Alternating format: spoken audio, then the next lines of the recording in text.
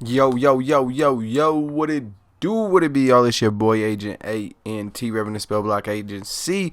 Gang, you know we don't play none of that shit, all that. And we've talked on this channel before about how the government, they done some shady stuff in the past, like MK Ultra, Iran Contra, stuff like that. But what if I told you that the Vietnam War and the Gulf War were wars that actually should have never been fought because the main reasons we entered those wars were basically built on lies? Now, before I get into both of these incidents, please subscribe and ring the notification bell so you can stay tuned for all the hot content I got dropping soon. Support is free. So let's get into the Gulf of Tonkin incident first and take a closer look at why we went to war in Vietnam. So it all started in 1964 when South Vietnamese soldiers started carrying out attacks, recon operations, and intelligence gathering operations on the coasts and the mainland in North Vietnam. Even though the operations were carried out by South Vietnamese soldiers, they were receiving orders and tactical instructions from American forces and American intelligence. So in July in 1964, the USS Maddox was patrolling the waters between South and North Vietnam and China, which was supposed to be a demilitarized zone.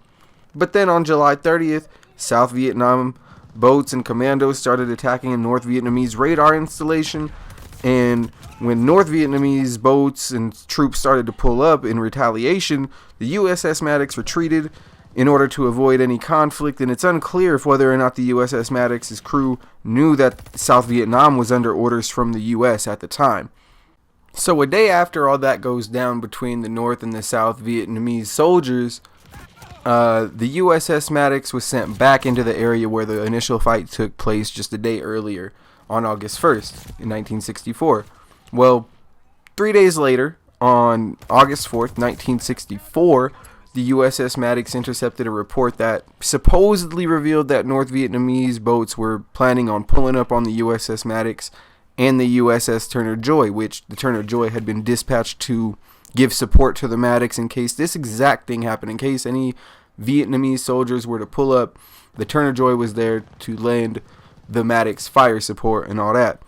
So they must have gotten extremely paranoid or something like that, because around 8 p.m., somehow both the Maddox and the Turner Joy's radars read that there were several vessels hundreds of meters out and they were closing in on them. Over the next 2.5 hours, the Turner Joy and the USS Maddox moved erratically through the waters, slicing through the Gulf of Tonkin, firing off hundreds of cannon rounds, busting off like 6 torpedoes. They was making sure if anything was following them, then they weren't getting followed anymore, right? So when all the smoke cleared, the only thing out there in the water were the troops, the water, of course, and their guns. There was no evidence of any kind of North Vietnamese attack. There were no North Vietnamese casualties. There was no sunken ships. Anyway, there was no evidence at all. After a full investigation, it was found that the troops were pretty much paranoid and undertrained, and then with the radar malfunctioning, that was pretty much a perfect recipe for what could be called America's first false flag event. Is that what? Maybe it was the Boston Tea Party. Maybe that's it. But we'll get into that on another topic. But this was pretty much a false flag event. Why? Because Robert McNamara, however you pronounce it, the Secretary of Defense at the time, and the President, Lyndon B. Johnson, appeared on TV and basically announced that we were going to war in retaliation. But I would like to point out that a commander by the name of James Bond Stockdale, yes, that is his birth name, and he was born in 1923, so James Bond is kind of named after him.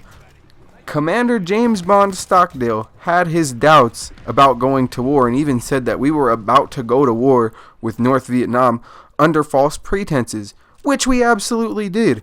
And look, we were already quietly supporting South Vietnam before the incident, so it's almost like the government was looking for ways to enter the Vietnamese conflict, and this gave them the perfect chance and excuse to enter it and be looked at as a retaliating victim instead of the overpowered aggressor bullying the communism out of a third world country. And I'm sure if this event didn't happen, there would have been some other incident, or maybe even an Iran-Contra an Iran-Contra scandal, because when America wants to go to war, by God, we'll stretch the truth, twist facts, and straight up lie, just like any other government would, whether it's capitalism, communism, socialism, anarcho-necromancy. I just made that last one up. All that. In any government, separation and manipulation is the name of the game, baby. And I digress, though. The truth was covered up. We went to war with Vietnam. Hundreds of thousands of Vietnamese on both sides died. Hundreds of thousands of Americans died.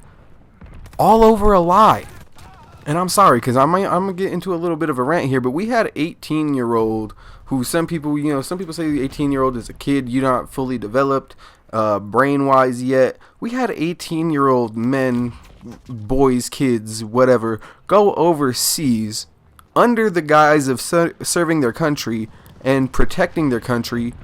Hundreds of thousands of Vietnamese civilians died. Not just soldiers, civilians. To put this in perspective, as an American, damn near 3,000 people died in 9/11. And it was one event. Imagine that every day. Every day you don't know if your village is going to get pillaged by soldiers from across the world and burned down because their leaders, the American leaders in Congress who had their hands in defense contracts and lined their pockets with the blood money of Americans because it was, quote, good for business. And that's not to say, North and South Vietnam, they were warring and, we were trying to fight communism at the time and this and that, but that was really a conflict between North and South Vietnam. There was really no reason for us to enter ourselves into it at all. We weren't getting anything out from South Vietnam. They didn't have anything to offer us at the time. We were just trying to fight North Vietnam and run stealth missions for whatever reason, and because we thought we could manipulate, the South Vietnam, and kind of, if they did take over the whole Vietnam, then yeah, they would have to owe us favors and stuff like that. But there was no reason other than to try and manipulate and install a government. There was no other reason. But for years, nobody knew, that McNamara and Johnson lied until decades later, until the government decided we should know. Did any Vietnamese soldiers kill American civilians over here? Did the Vietnamese come over and burn down an American city after, basically sexually assaulting the women? And that's what happened almost every day in Vietnam.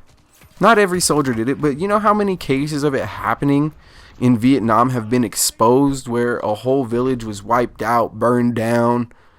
The massacres, straight up massacres of civilians that had no means to protect themselves, had nothing to do with the war. They were just civilians, and they paid the ultimate price. And they could quote, well, when you're in a place like that, you don't know who the enemy is. Well, why? We weren't supposed to be there in the first place. That's like saying, well, those people shouldn't have been in their homes in the middle of a war that we started. What?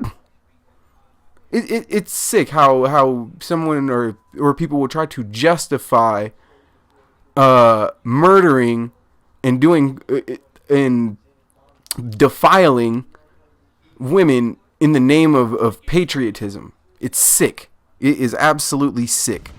And like I said, nobody knew for years that McNamara and Johnson lied.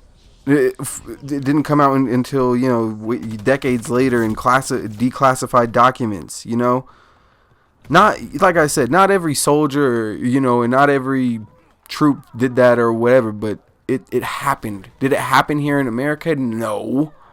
Hell no. That's never happened here.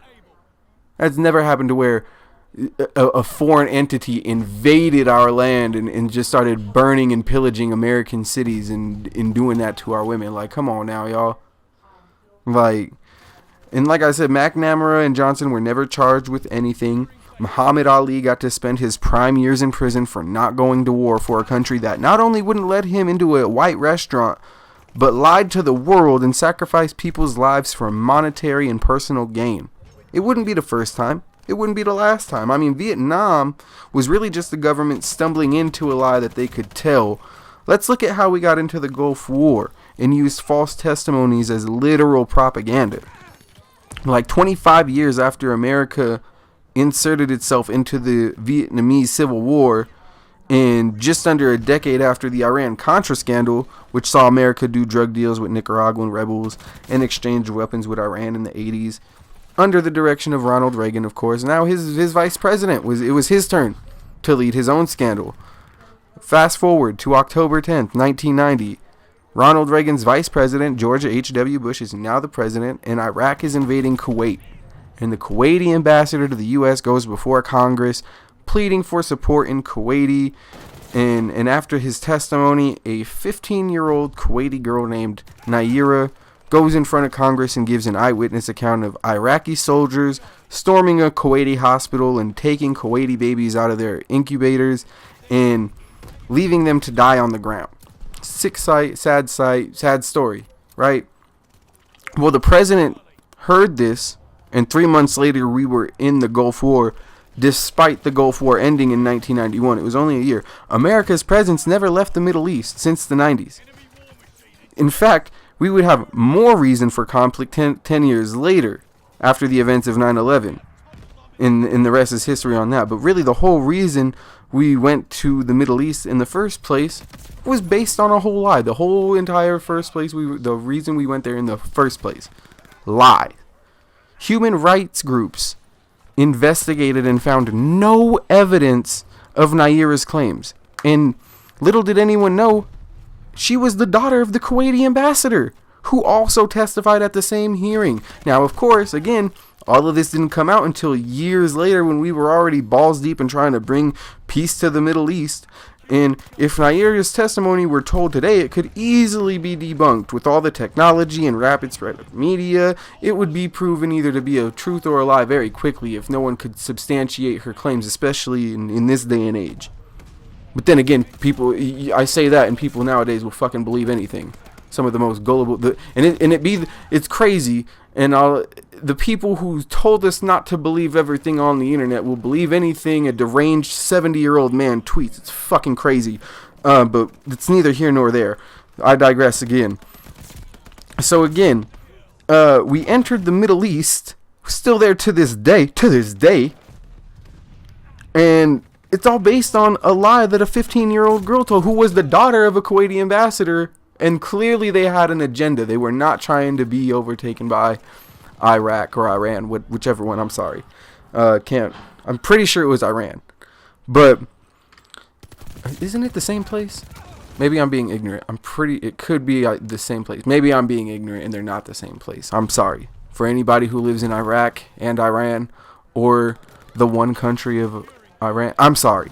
But if the whole reason why America went there in the first place was a lie, and would we have created another reason to enter the Middle East? I mean, it's speculated that George Bush Sr. ran with this propaganda to fight for oil in the Middle East. And so maybe if not this lie, the government probably would have created another reason to enter the Middle East, which is probably true. I mean, we were already doing business deals with, what was it, Iraq? Or not, what was it? We were already doing business deals with Iran during the Iran-Contra scandal. So we were already kind of, prodding and seeing what we could get away with over there, and if they would be, y'all cool if we invade? Oh, cool, yep, we over there. Russia's about to pull out, we about to come right back in. Oh, y'all getting too close with Russia? We definitely got to pull up on y'all. So the whole us going into the Middle East through Kuwait and Operation Desert Storm, that's all based on a lie. Iran-Contra was a lie. So again, two lies that got us right into the Middle East for no reason. No reason other than to line Congress, or Congress members who have their interests in defense, gun building, private defense contracts, like weapons in general, helicopters, stuff like that, because it's good for business. It drives the economy, which is crazy, having an economy built on war. But you know, you've seen how much money we spend on it every year. It's kind of smart when you think about it. Having a private military company might be where it's at. Army of Two was onto something in the mid 2000s. I'm getting off track. I'm sorry, y'all. So it's the fact is that what did happen is the government used another lie, like the Gulf of Tonkin, to send young American men to go to war under the facade of defending their country. And I don't know how you defend your house overseas. That's just me, though. That's what I never understood, is how do we call it defending our country and we're going to other places? Usually when you defend something, you're at home. Like when you defend your home, like when a football team defends their home turf, they like if they're in California and they go to New York, that's not defending their home territory. You know? Or if New York went to California and that'd be the California team defending their home territory. How are we defending America by going all the way overseas? That's just some I never understood, but that's just me. Maybe we're trying to stop shit before it happens because we got paid psychics from MK Ultra since the 80s and we already know shit before it's gonna happen. I don't know. That's just something that boggles my mind. You feel me? So America hasn't been invaded since our revolution, since Britain. I think, like I said, it's time to stop using the defending our country, and we just want to go fuck shit up at this point. And it's okay if y'all just be honest. I think a lot of people would just be down for that in general. If you told a lot of these people, hey, we just want motherfuckers who are going to go over there and wreck shit, they probably wouldn't be PC, but they would probably get a lot of fucking signups.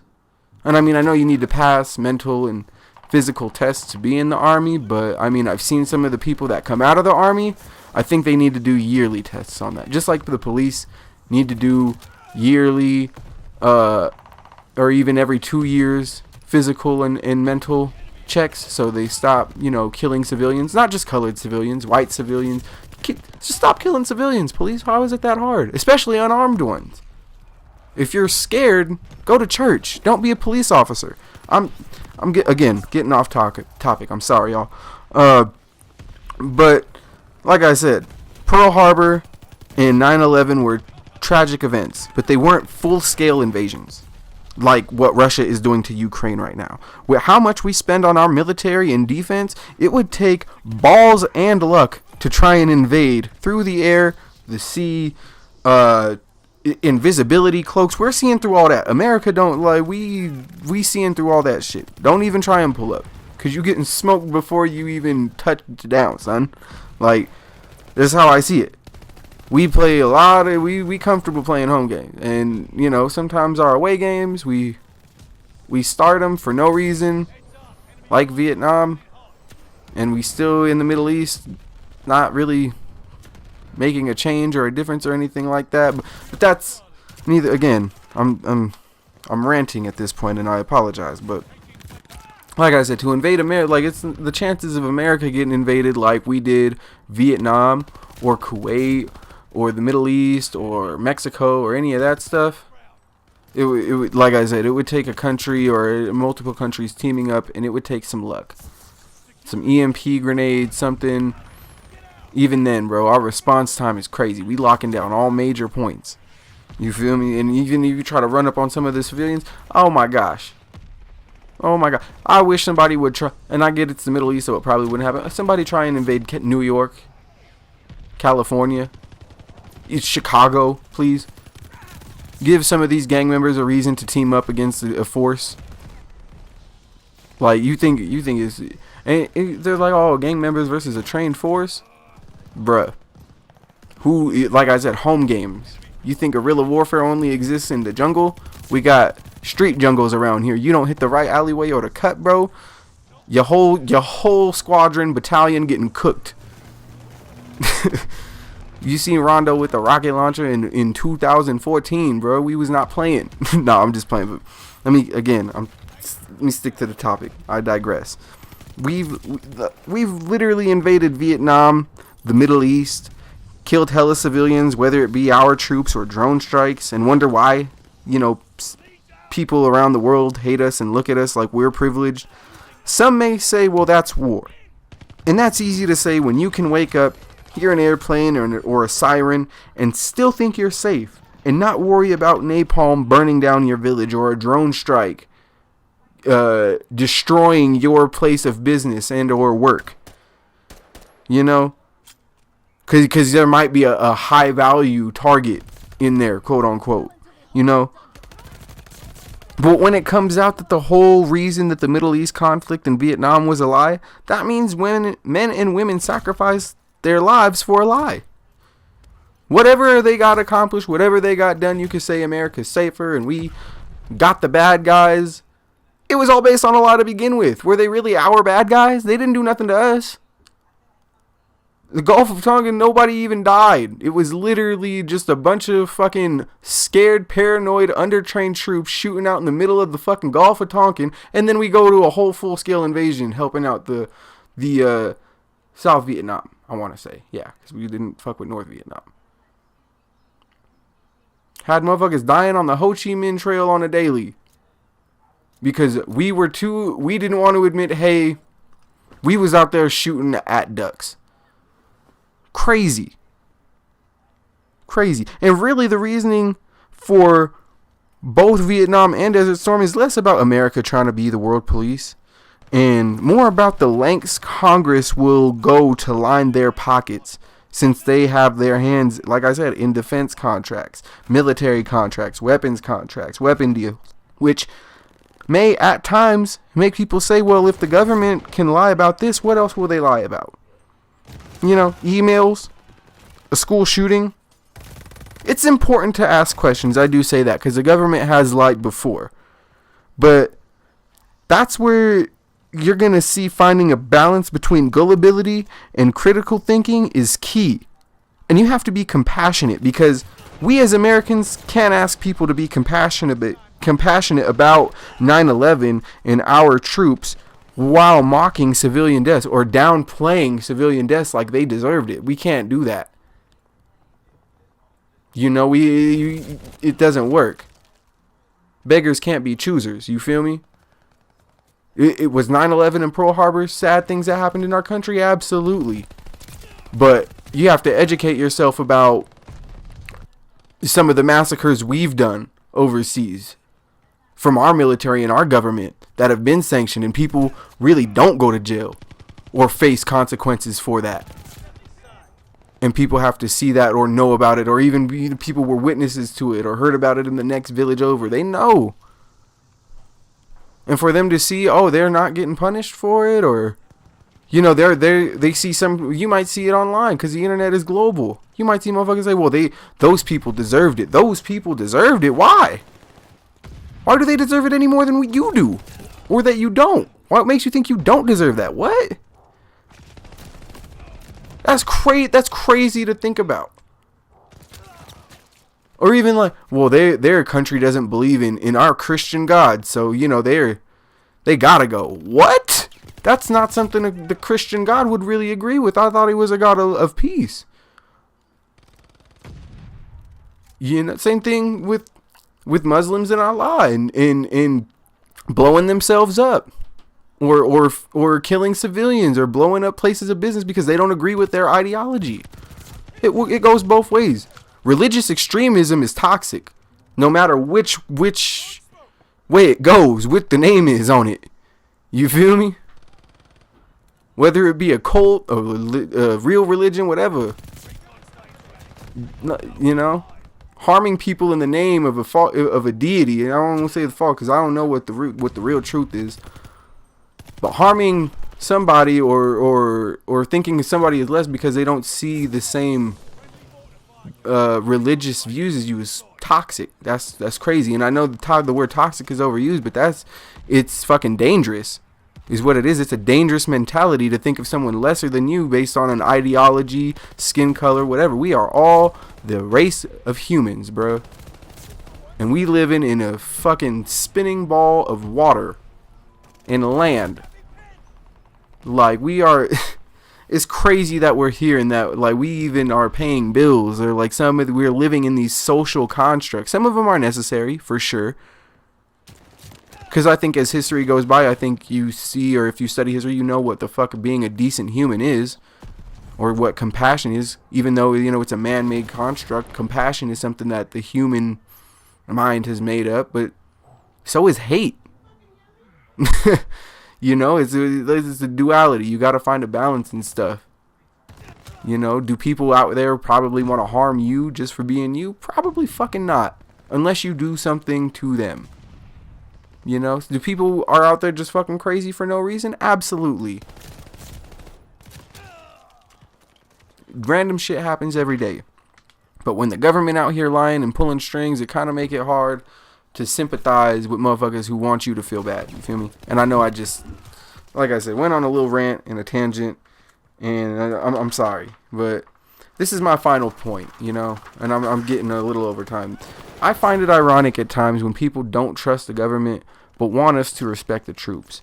I respect the troops for joining a cause bigger than them, but let's not pretend every soldier is a goddamn war hero, okay? To those that serve for the right causes and reasons, thank you. But if you join just because you want to go kill people that look different, or because Daddy Uncle Sam said they're scary, go read a book. Educate yourself, you know? Just because somebody's different does not make them scary or dangerous.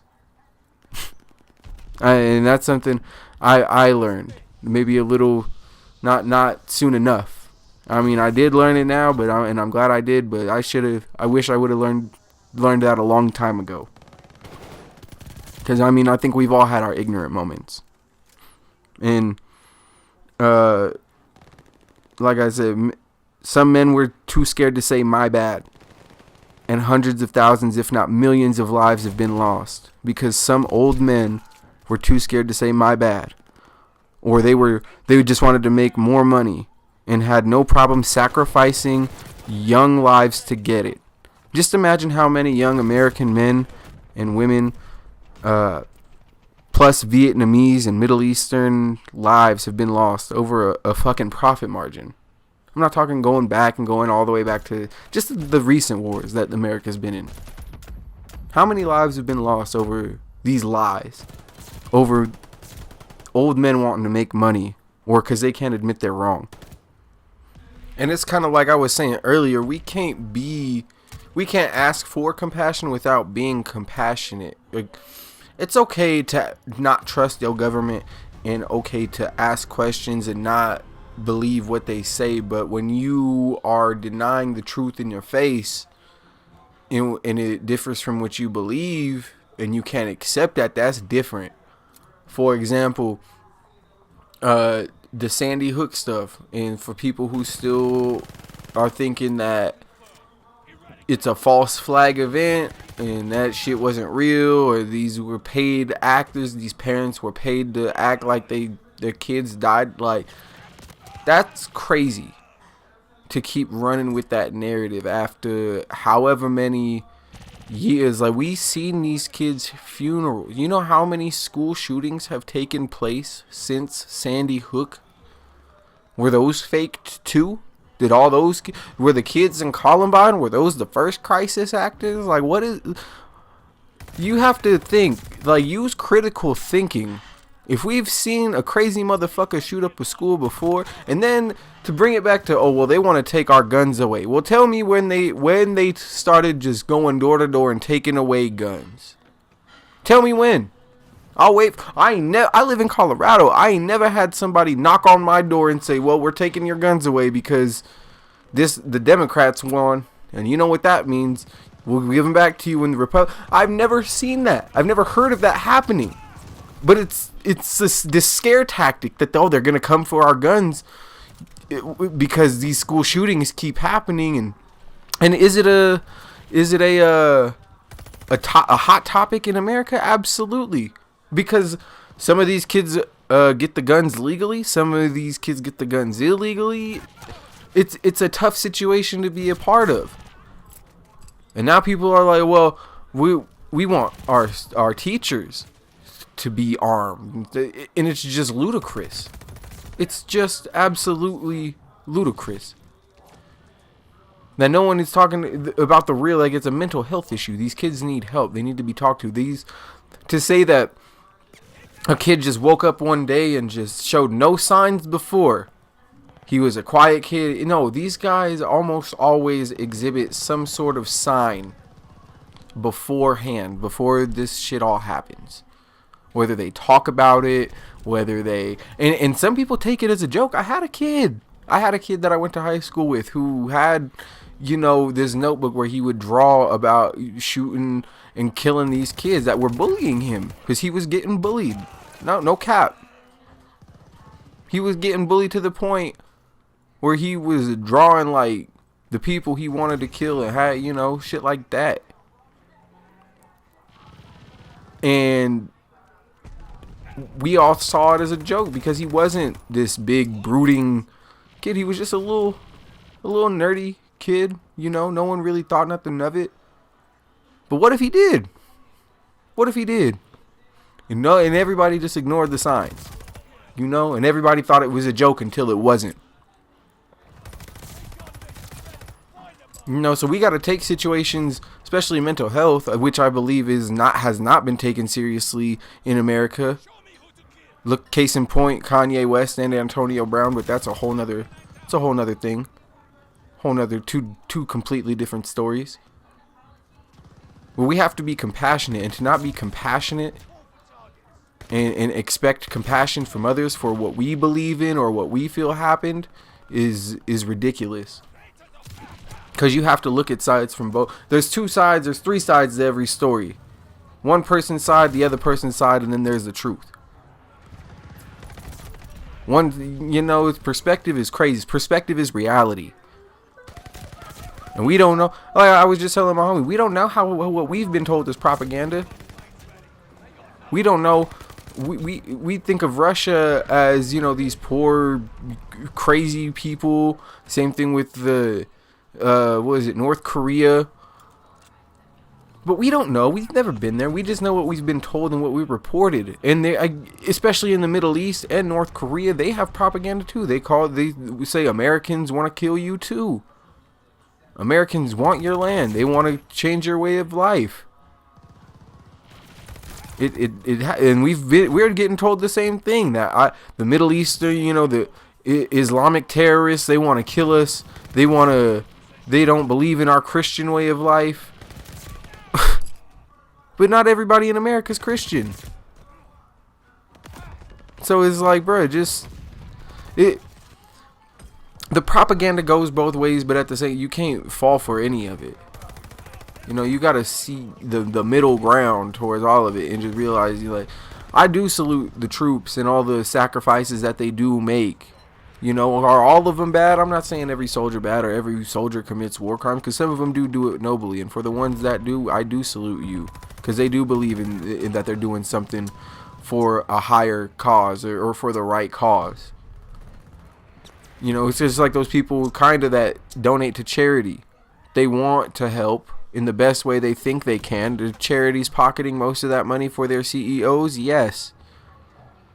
Is the army going to war over lies and giving these young men medals or based on lies? Yeah, of course. For defense contracts and all that. That's not to say that we weren't in danger, though, because did people attack us on 9/11? Yes. They didn't do a full-scale invasion. Did I think it warranted a full-scale war? No, because after what? We killed Osama, we killed Saddam, we killed Gaddafi. Why are we still over there? Every other president, well, we're pulling them out. No, we're pulling them back in because we got our consulate got attacked or our embassy got attacked over there. Well, they clearly don't fucking want us there. Clearly they think that we don't need to be there anymore.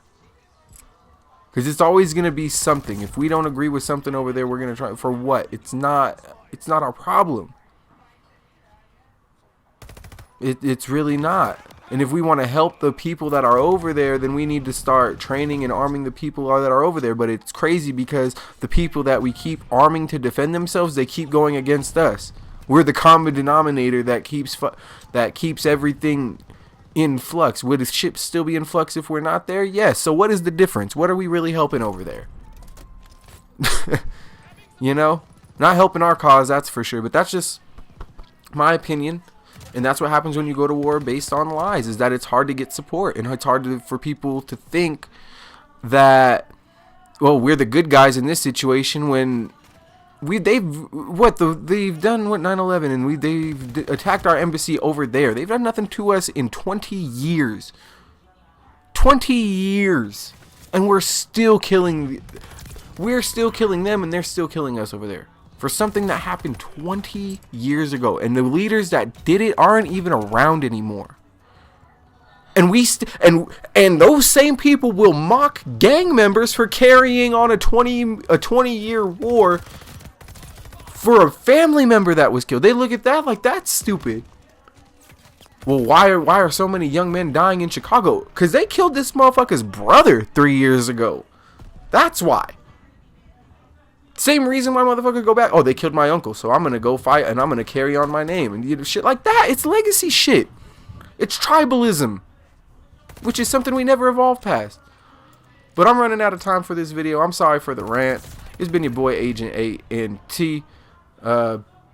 If you liked the video, leave a like. I probably earned some dislikes from the bootlicking community, but fuck them, I don't give a fuck. These are my opinions. Fuck it.